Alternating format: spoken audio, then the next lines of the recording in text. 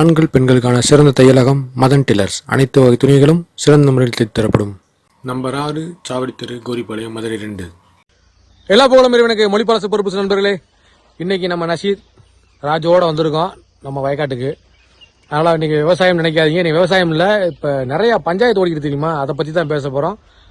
நாய்கள் பற்றி. ஸோ நாய்கள் பற்றி நிறையா விஷயங்கள் பேசலாம். அதில் ஃபஸ்ட்டு விஷயம் நான் சொல்லும் போது சில பேர் கோவம் வரும். அந்த கோவப்படுறவங்க யார் அப்படின்னு கேட்டிங்கன்னா, கண்டிப்பாக அவங்க விலங்கு நல ஆர்வலர்கள் அப்படின்னு சொல்கிறாங்க. ஸோ அவங்க விலங்கு நல ஆர்வலர்கள்லாம் கிடையாது.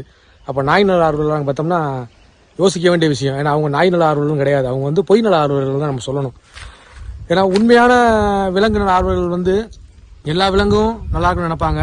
எப்பயும் ஒருத்தன் ஒரு இனத்தை அழிக்கிறதுக்காக கருத்தரை பண்ற அளவுக்கு கருத்தரை பண்ணிடு, அது எனக்கு ஓகே, எனக்கு பிரச்சனை இல்லை அப்படின்ற விலங்கு நல ஆர்வலும் கிடையாது, நாய் நல ஆர்வலும் கிடையாது. அவன் காசுக்காக சும்மா ஏமாற்றக்கூடிய நாடக கம்பெனிக்காரங்க. எதுக்காக நாடக கம்பெனி சொல்றேன் அப்படின்னா, நம்ம ஒரு 8 வருஷம் முன்னாடி போயிருவோமே, 2017 ஜல்லிக்கட்டுன்னு ஒரு பஞ்சாயத்து வந்துச்சு. இப்போ ஜல்லிக்கட்டு பஞ்சாயத்து எதுக்காக வந்தாங்கன்னா, நாட்டு மாடெல்லாம் இருக்கக்கூடாது, அவங்க அதாவது டெய்ரி ஃபார்ம்ஸ் கையில் தான் எல்லாமே இருக்கணும், விந்தணுக்கள் அங்கேருந்து மாடு உற்பத்தி பண்ணணும், பால் உற்பத்தி பொருளை பேஸ் பண்ணி தான் அதை பண்ணாங்க. ஆனால் நிறைய இடத்துல நாட்டு மாடு வேணும், நாட்டு மாடு போராட்டம் பண்ணது காரணம் ஜல்லிக்கட்டு வேணும்னு சொல்லி. ஆக்சுவலி ஜல்லிக்கட்டோட பஞ்சாயத்து நான் ஏற்கனவே பேசியிருக்கேன். ஸோ அதுக்குள்ளே போவேனா. இப்போ அந்த கான்செப்ட் தான் அது உடச்சாச்சுங்க, அது பண்ண முடியல ஆகி போச்சு. இப்போ நமக்கு நாய்க்கடிக்கு வேக்சின் போடணும், அடுத்து வெளிநாட்டு நாய்களை உற்பத்தி பண்ணணும். அதுக்காக தான் இப்போ நாயை கையில் எடுத்திருக்காங்க. ஏன் இவ்வளோ பேர் பேசுகிறாங்கல்ல, நாயை அழிக்காதீங்கன்றாங்க. ஸோ அழிக்காதீங்கன்னா நாய் கருத்தடை பண்ணாலே அழிஞ்சு போகும். அதுக்கு மட்டும் நம்ம சொல்கிறோம். இப்போ ஒவ்வொரு வீட்லேயும் இப்போ இவர் ஒரு நாட்டு நாய் வச்சுக்காரு வச்சுக்கோங்க. இது ஒரு 5 குட்டி போடுது, ஒரு 5 குட்டி போடுதுன்னா இவர் சும்மா ஓசி கொடுப்பாரு இல்லைங்களா. இதே அந்த நாயை இப்போ கீழே ஒரு நாய் 500 ரூபா ஒரு குட்டி விற்கிதுன்னா, இன்னைக்கு ரோட்டில் ஒரு இடத்துல நாய் பார்க்க முடியாது. ஏன்னா சந்தேகப்படுத்திட்டாங்கன்னா அது வியாபாரம் ஆகி போகும். இப்போ நிறைய இடத்துல பார்த்துருக்கோம், எங்கேயா தெரு நாய்க்கல்ல ஜெர்மன் ஷெப்பர்ட் தெரியுது, அல்சிஷன் தெரியுது, டாபர்மேன் தெரியுது, ரேட்டுலர் தெரியுதுன்னு பார்த்துருப்போமா? ஏன்னா கிடையாது. ஏன்னா அதெல்லாம் பைசா.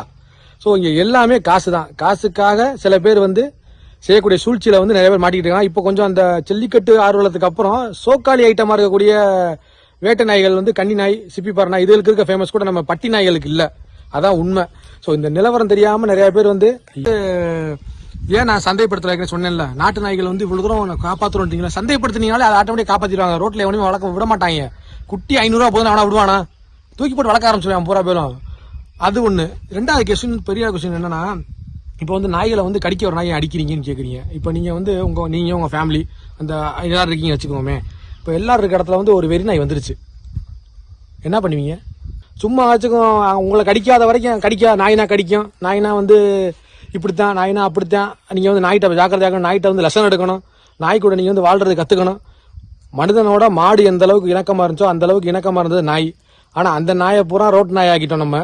தேவையில்லாம ஒரு வெளிநாட்டுல இருந்து நாயை கொண்டாந்து உள்ள வச்சு, இதுதான் நமக்கு நாய், இதுதான் பிரீடிங்னு சொல்லி வணிகம் தான் பண்றோமே தவிர யாரும் இனத்தை காப்பாத்துறதெல்லாம் கிடையாது. சும்மா இனத்தை காப்பாத்துறோம், அதை பண்றோம், நாங்க டாயை காப்பாத்துறோம், நாய் விட அது என்னடா நாய் விட ஆர்வலர், நாய் நல்ல ஆர்வலர்னு சொல்றீங்க.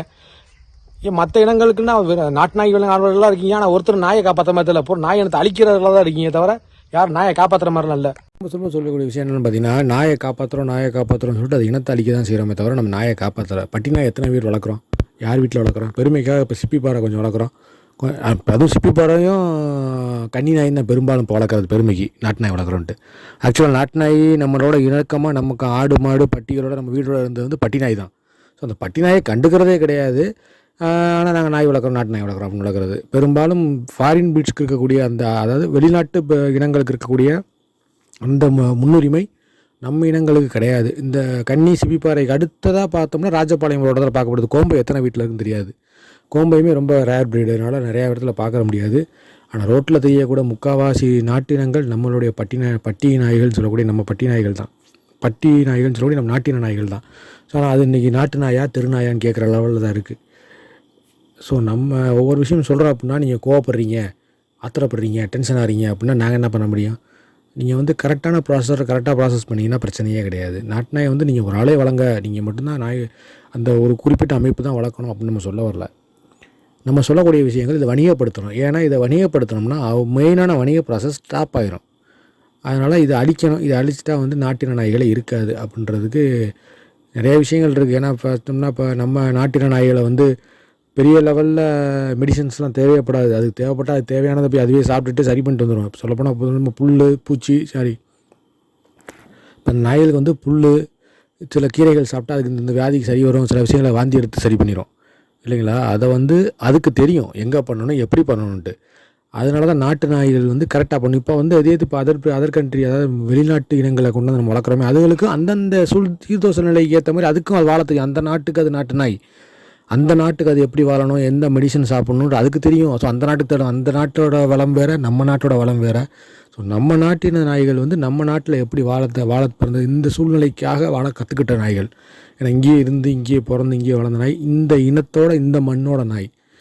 நம்ம அதை வந்து அழிச்சிட்டு வணிகம் பண்ணணும். இந்த ப்ரீடை வந்து வணிகம் பண்ணோம்னா நமக்கு வந்து நாய்களை மட்டுமே வியாபாரம் பார்க்க முடியும். அதன் மூலியமாக கிடைக்கக்கூடிய உணவுகள் வியாபாரம், நாய் உணவு வியாபாரம், அதே போல் நாய் மெடிக்கல் வியாபாரம், இது எல்லாமே தடைப்படும். ஸோ அதெல்லாம் பன்முக கம்பெனிகள் பண்ணக்கூடிய விஷயங்கள் தான் எல்லாமே. புரிஞ்சுக்கோங்க, தெளிவாகிக்கோங்க. இப்போ நம்ம குழந்தைகள் வந்து நம்ம பெத்த குழந்தைய தான் இருந்தாலும் வந்து நம்ம வந்து ஒரு கண்டிக்கிறோம் இல்லைங்களா. பெத்த குழந்தைனாக்கா பிள்ளை எல்லாம் தப்பு பண்ணுது, பரவாயில்ல தப்பு பண்ணிட்டு போக விடுறது இல்லை. அடிச்சும் திருத்துறவங்க இருக்காங்க, வஞ்சி திருத்துறவங்க இருக்காங்க, சூட வச்சு திருத்துறவங்க. நான் எல்லாமே வாங்கியிருக்கேன், அதனால சொல்றேன். அதுக்காக நம்ம வந்து பெட்ரோல் கெட்டு போன திருத்த வேணாமடா, அதுக்கு தான்டா. ஸோ அந்த மாதிரி நிறையா வந்து நம்ம வந்து எப்பயுமே என்ன பண்ணோம்னா நம்மளுக்கு சார்ந்த ஒரு விஷயம்தான் நாய், இல்லைன்னு சொல்லலை. பெத்த பிள்ளையிலே தப்பு செஞ்சா அடிக்கிறோம். அப்போ நாய்க்கு வெறி பிடிச்சி அடிக்கிறேன்னா என்னங்க கோவப்படுறீங்க, எதுக்குங்க கோவப்படுறீங்க? அது நாயை வச்சிருக்கோம், ஒருத்தர் வந்தால் கடிக்க வந்து அது கடிக்கக்கூடாது, வைக்கக்கூடாது, தட்டுறோம், அடிக்கிறோம். அது வந்து அதோட இது வேற. நீ நாய் அடிக்கிறீங்க, குடும்பப்படுத்துறீங்க, நீங்கள் வந்து ரொம்ப கல்லு நெஞ்சம் கண்டக்காரவங்க. ஆமாம், நீங்களும் ரொம்ப பூவு நெஞ்சம் கொஞ்சங்காரவங்க. அடுத்து எனக்கு வாயில தான் வந்துடும், அதில் சொல்ல வேணான்னு பார்க்குறேன். சேனலாக இருக்குது. அதாவது நான் இப்போ சொன்ன விஷயம் அதுதான். அதாவது நம்ம எப்படி நம்ம குழந்தைய போல தான் நம்ம நாய்களையும் நம்ம வளர்க்கக்கூடிய பிராணிகளையும் பார்க்குறோம். அதை நம்ம மிரட்டுறது கொள்வது. இப்போ நம்ம குழந்தைய நம்ம வந்து ஒரு திருத்துறோம், ஒரு தப்பு செய்யுதுன்னா தட்டி அடித்து திருத்துறவங்க, நான் சொன்ன மாதிரி அடித்து திருத்தலாம், வஞ்சி திருத்தலாம், மிரட்டி திருத்தலாம். ஸோ அந்த கேட்டகரியில் எதுக்கு அது கண்ட்ரோல் ஆகுமோ அதை பண்ணுவோம். நம்ம அதுக்காக நம்ம குழந்தை சாகணும் அப்படின்னு அடிக்க போகிறது கிடையாது. அதே மாதிரி தான் நம்ம வளர்க்கக்கூடிய பிராணி, நம்ம ஆசைப்படுத்தினா வளர்க்குறோம். அதை அடிக்கிறோம் அப்படின்னா அடிக்கிறோன்னு கிடையாது, கண்டிக்கிறது, அதுக்கு வலிக்கு அதை மிரட்டுறது, அவ்வளோதான். அதாவது கான்செப்ட் அப்படி தான். நம்ம மதுரை பாஷையில் அடிக்கிறதுன்னு அப்படி சொல்கிறோம், அப்படி தான் மிரட்டுறது. அதை மிரட்டி வைக்கிறது எதுக்குன்னா அது தப்பு செய்யக்கூடாதுன்றதுக்காக. இதுக்காக நம்ம வந்து நீங்கள் தப்பு செய்கிறீங்க, நீங்கள் அடிக்கிறீங்க அப்படின்னா நம்ம என்ன பண்ண முடியும்? இதை வந்து வெறிநாய்க்கு கான்செப்ட் பண்ண முடியாது. இப்போ ரோட்டு நாய்க்கு, ரோட்டில் தெரியக்கூடிய வெறிநாயை வந்து நம்ம இந்த மாதிரிலாம் கண்ட்ரோல் பண்ண முடியாது. அது வந்து தன்னிலையில் இல்லாத ஒரு நாய், தான் என்ன செய்கிறேன்னு தெரியாத ஒரு நாய். ஒரு மனுஷன், இப்போ யானை இருக்குது, இப்போ யானை வந்து மதம் பிடிக்கும் போது எப்படி இருக்கும், மதம் பிடிக்காத போது எப்படி இருக்குன்னு தெரியும் உங்களுக்கு. ஒரு மதம் பிடிக்காத யானை வந்து ஓரளவுக்கு கண்ட்ரோலாக இருக்கும். இப்போ மதம் பிடிச்ச யானை நீங்கள் என்ன தான் 1000 ஜங்கலி போட்டு வளர்த்தாலும் அவங்களால கண்ட்ரோல் பண்ண முடியாது. அது என்ன பண்ண முடியும் நீங்கள்? அது மாதிரி தான் நாய்களை வெறி பிடிச்சிருச்சுன்னா அதை ஒன்றுமே பண்ண முடியாது. சொல்லப்போனால் அது குறிப்பிட்ட டேட் தான், அந்த வெறி பிடிச்சிட்டு அந்த நாய் இறந்து போகும். ஒரு 20 நாள் டைம் சொல்கிறாங்க, அந்த டயத்தில் இறந்து தான் போகும். அது உயிரோட இருக்காது. நம்ம வெறி பிடிச்சிருச்சுன்னா வெறிநாய் அடிக்கக்கூடாதுன்னா வெறிநாய் என்ன தான் பண்ணுறது? அப்புறம் அதுவே செத்து தான் போகும். சாகிறது நான் மட்டும் சாக மாட்டேன், கூட 4 பேர் வாங்கடான்னு சேர்த்து இழுத்துட்டு போயிடும். இந்த வீடியோ பிடிச்சிருந்தா நம்ம சேனல் லைக் பண்ணுங்க, ஷேர் பண்ணுங்க, கமெண்ட் பண்ணுங்க, முடிஞ்சா சப்ஸ்கிரைப் பண்ண சொல்றாங்க. சப்ஸ்கிரைப் பண்ணவங்க சப்ஸ்கிரைப் பண்ணிருங்க, பெல் பட்டன் அமைக்கிறீங்க. நம்ம Facebook பேஜ் இருக்கு, Instagram ஐடி இருக்கு. ஏதோ ஒன்று பண்ணுவீங்களா? ஏதோ ஒன்று பண்ணாதீங்க, எல்லாத்தையும் ஃபாலோ பண்ணுங்க. அடுத்தடுத்து பெல் ஐக்கான கிளிக் பண்ணிக்கோங்க, டிங்கன்னு அடிச்சு விட்டுக்கோங்க. அப்பதான் வந்து அடுத்தடுத்த வீடியோஸ் வந்து வரும்போது உங்களுக்கு மெசேஜ் வரும். எந்த பெல்ல டெங்கி நடிக்க? அந்த சப்ஸ்கிரைப் பக்கத்துல கீழே இருக்கும் அந்த பெல். இவங்களோட வந்து அப்படித்தாங்க. இன்னொரு இடம் உங்கள் ஜாஃபர். பாய் பாய். அப்துல் ராசிக், நசீர்.